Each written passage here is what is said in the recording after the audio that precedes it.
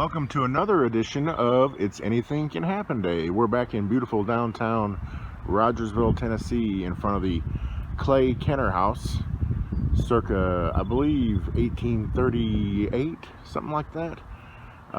This is next to the H.B. Stamps Public Library, the Rogersville Public Library, and this old house is the location of one of four of the Civil War trails monuments in Hawkins County that I've talked about in previous episodes.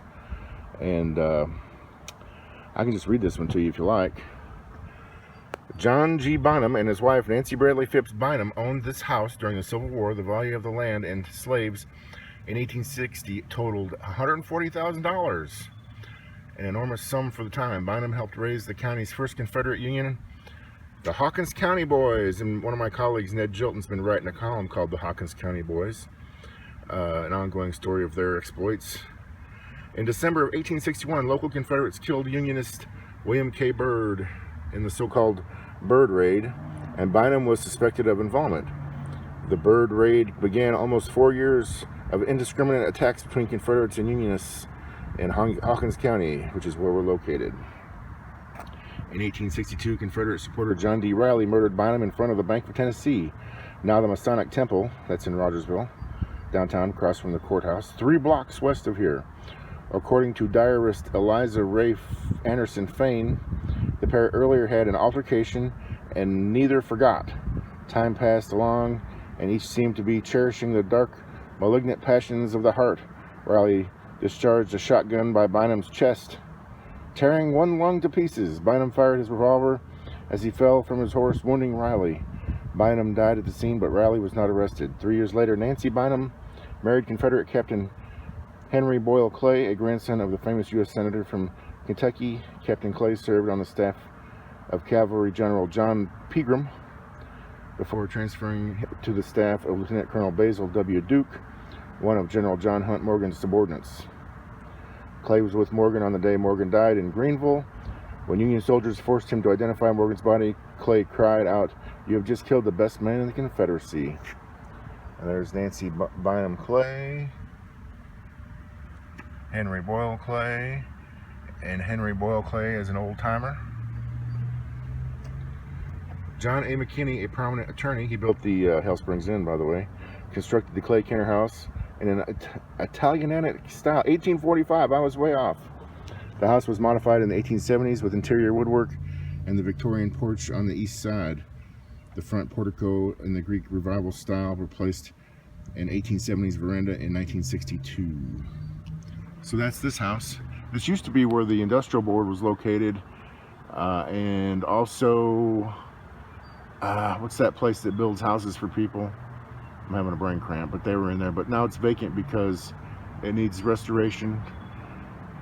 The county and the city both own it jointly, and there's no funding available to restore it, so they've just closed it off. They did replace the roof, though, so that at least it would stay dry. And they shored up the walls. You can see those things that look like dumbbells on the bottom. That's where the walls were starting to bulge out, and it was at risk of collapsing.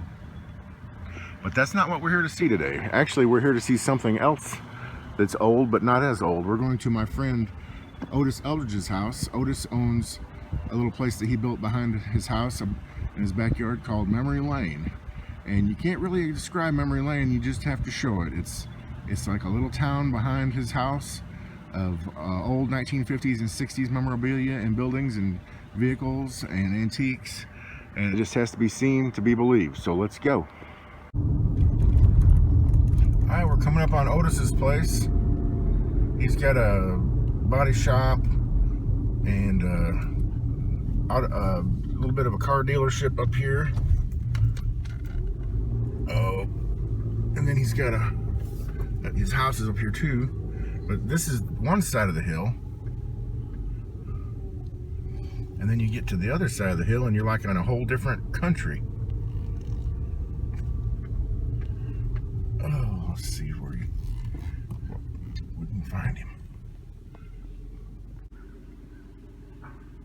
Okay, I just talked to Otis. He's having lunch. We're early. We're 15 minutes early. I'm always early to everything. That's a flaw in my personality. But I just want to show you. Okay, so this is his house. We're at the crest of the hill, and then you come to Memory Lane right there, and start going down the hill, and you're like in a whole new world.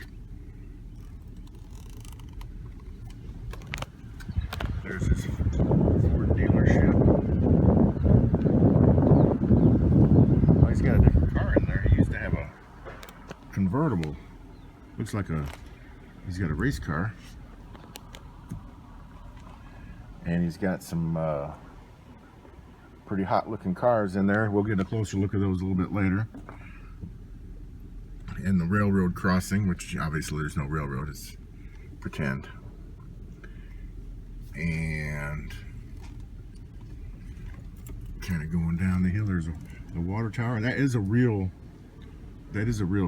train caboose that was actually in Rogersville, and there was a fire. I think it was an ice cream shop at one time, and it caught fire somehow. I don't know how, and he had it brought over here. And there's the blacksmith shop.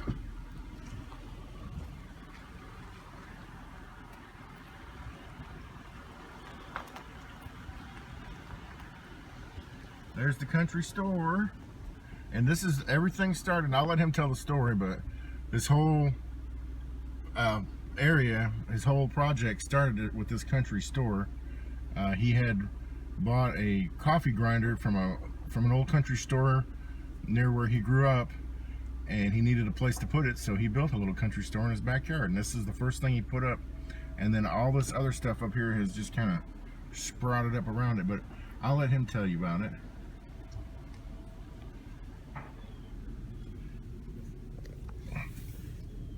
And then we're going down here, going down the hill. He's got a little Ferris wheel and a spaceship, and there's a little trailer park up there with antique mobile homes. And there's I got an interesting story about that. And this is this little house up on this hill here. That's a Lustron House, which was one of those prefab houses from right after World War II, with the baby boom. People came back from World War II and needed a place to live. And this one was in Rogersville, and they were going to tear it down, so he had it moved over here and put in Memory Lane. And he's got it full of antiques. It's funny, the furnishings in there resemble what I grew up with. And this is his Sputnik sign. This sign was in a gas station in Bean Station, Tennessee, and I guess the gas station shut down, and he ended up with the Sputnik. All right, we're kind of at the bottom of the hill here, and there's his drive-in theater and the sign, which is off. This is off season. Oh, he's got his palm tree. Last time I was here, that palm tree was real small, but he's got a palm tree that's protected in the wintertime with that paper, like a little mini greenhouse to keep it alive. And that's his beach. And this is kind of cool over here.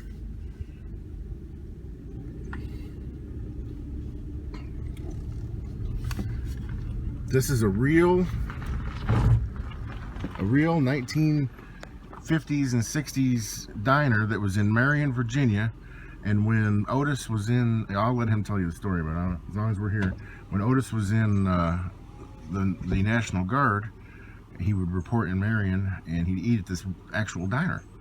And when it went up for sale, he bought it and had it moved here to Memory Lane. And you can see he's got an old, that's just kind of a prank there. He's got an old car that drove off into the creek, and he's got a drive-in menu, which is really cool.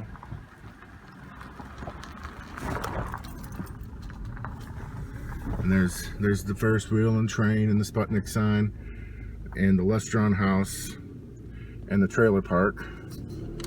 Oh, this is neat right here. Okay, that is the marquee of the old Roxy Theater in downtown Rogersville. The Roxy Theater was right next door to the Hell Springs Inn, and that's where the they have a gazebo right now. So I think it was tore down in the 60s, or I'm pretty sure that's when it was. And somebody had actually stored the marquee, and he found out who it was and got it from him, and he's got a little theater up there, real little theater. And here's his bowling alley, which is an actual bowling alley. He's got 2 lanes. There's the fire department, and there's the sheriff's office, which is, it's kind of like a little Mayberry sheriff's office, and the bank, and this radio repair shop, which actually I contributed. I found a movie projector from the 1950s in a thrift store up where I grew up in Northern Illinois, and I contributed to. I wanted to put it in there, so I had something in there, a contribution. And then there's the auto body shop. When we come back, you'll be able to see it better. And this is the one new thing that he's installed since I've been here. He's got a little horse for his granddaughter, and he built her her horse a barn. And I'll let him tell it, but he said he's going to put up a saloon. Now, since he's got a stables, he's got a corral, he's going to put up a Western saloon. Now this is the Chrysler dealership.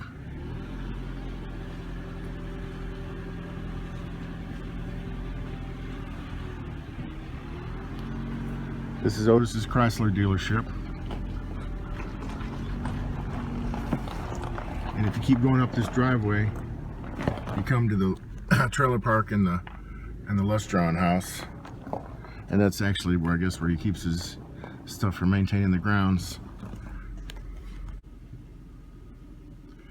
There's the front door of the Lustron House. I hope I'm saying that right. I think that's right, Lustron. Got a little tricycle there. But these were these old prefab houses from the late 1940s, early 1950s that the baby people that were coming back from World War II needed a place to stay, and there was housing shortages. And he's got a nice little antique station wagon in there. And then here's his antique trailer park. And I was in a zombie movie. Otis hosted or allowed Memory Lane to be used as part of a set for a zombie movie that was made in 2008. And one of the big scenes was shot in that pink trailer.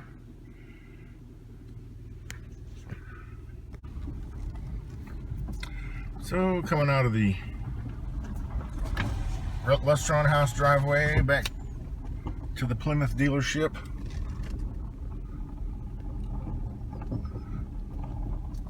Chrysler Plymouth. There's this horse.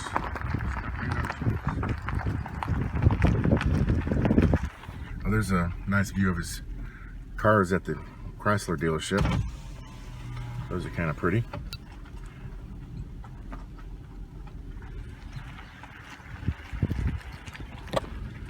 I'm not sure where he's going to put his saloon. He said it was going to be somewhere near the stable.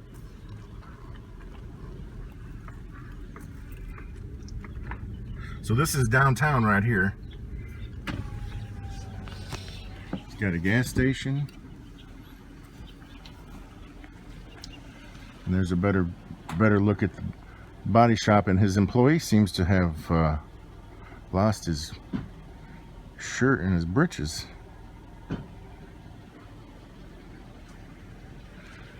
And the radio TV repair, that thing is full of old electric gadgets, record players and radios and TVs, and hopefully we'll get a look in there later. And the bank, and here's the Mayberry Styles Town Hall, which we might get a look at later. And the fire department, which has an actual fire truck in it. Looks like he's acquired he acquires stuff like this and then fixes it up and then puts it on display. So he looks like he's got him another Ferris wheel. And there's the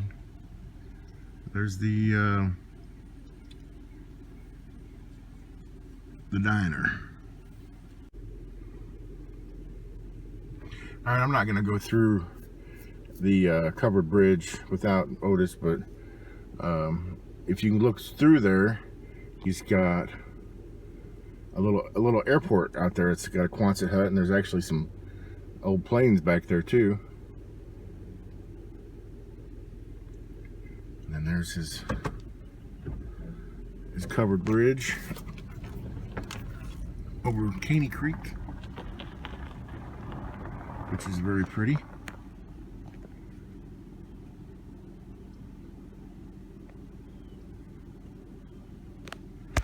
And now we can get a better look at some of the other stuff he's got over here as we go back.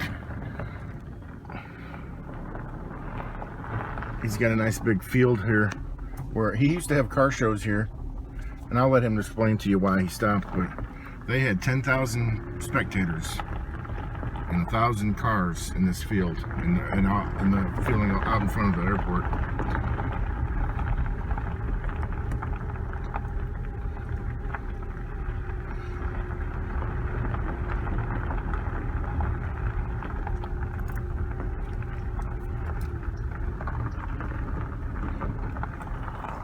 Creekside Baptist Church. They built this little chapel, and it's real pretty in there. He's got it decorated real nice, and they actually hold services in there. And then I believe he said this is a recreation of the house where he was born. His parents, where his parents lived when he was born. And this was also the scene of in the zombie movie. There was a scene shot there. There was a scene shot in the diner. There was a scene shot here, and a scene shot in the trailer, and also a scene shot on this road here. On this little gravel road he has in his backyard. Now this is, if you're interested in cars, and especially old cars, this is probably the best junkyard in the world right here. I mean, it's just for his personal collection, and I don't think he sells anything out of it, but if he wanted to, he could probably, this junkyard is probably worth $1 million.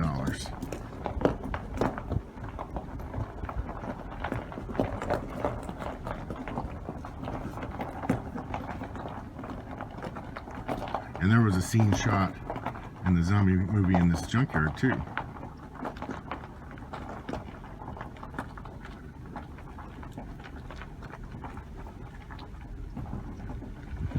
Look at this.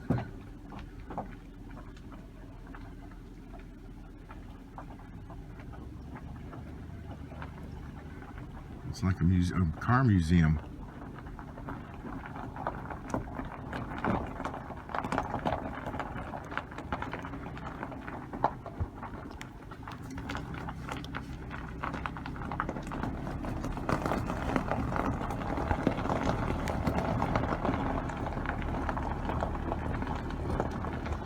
And here's a couple of cars that look like they're not too far gone to be restored into something pretty valuable.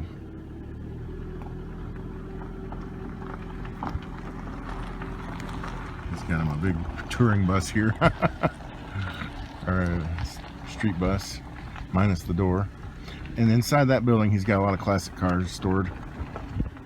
You see this old Rogersville hotel sign. And this Texaco station was in Bristol. It's an old 50s Texaco station, and he had it moved here.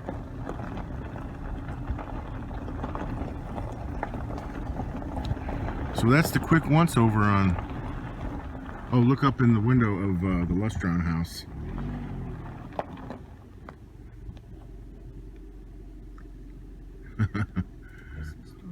Chris's story lamp. Alright, so that's my little 95-cent tour. I think they're having lunch. So we'll just park down here at the diner and wait for them to get ready.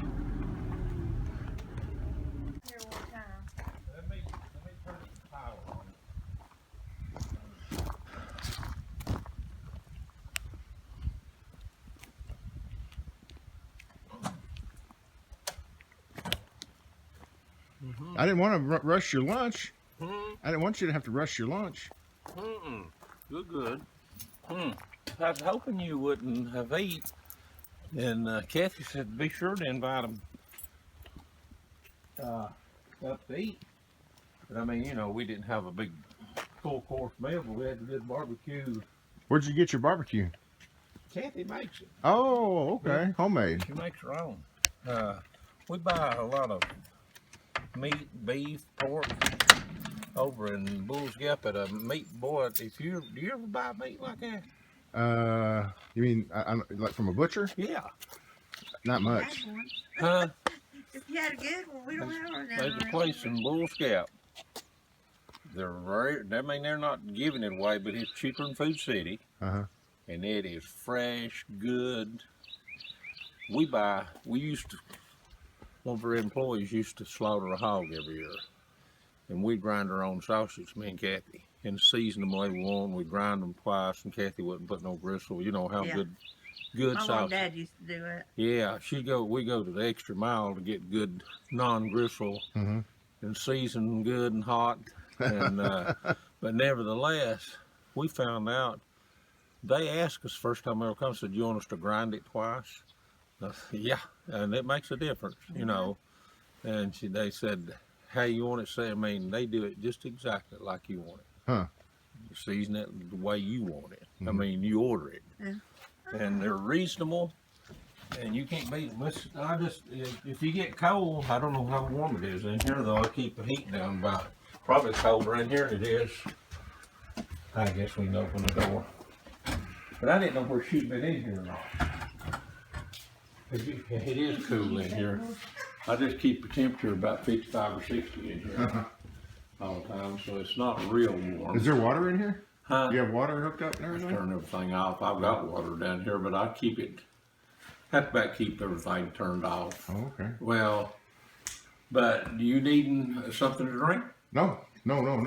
Just asking. Just curious. Huh? Just curious. Yeah. And if you're real desperate as far as bathroom, you just have to do the old style one up there beside the store. There's one function Oh, there. okay. Like a tree? You mean like a tree? No, we got no toilet. You seen it, haven't you? Oh, you got an outhouse back there? Yeah. Oh, okay. Yeah, it's right here. I think it's in this picture, maybe. Maybe not. Back by the still? On the other side, the upper side. It's not in there. All right. Well. This is neat. What was going to be done? Well, I just was going to ask you to tell the story of Memory Lane. Are you going to shoot anything? Yeah. Are you some things? I'm just filming. Are I'll you? film everything. Okay. And I'll edit it later. Okay. Well, I guess you want to speak of the saloon or not? Yeah, let's talk about that last. Okay. That's the last one. Well, Let's go. Get your granddaughter. Yeah, when she gets here, we'll ask her about we'll it. call her when you get ready for that. Okay. Where do you want to do it at? Well, I mean, do you want to do it in here? You want to do it in the store? You want to do it?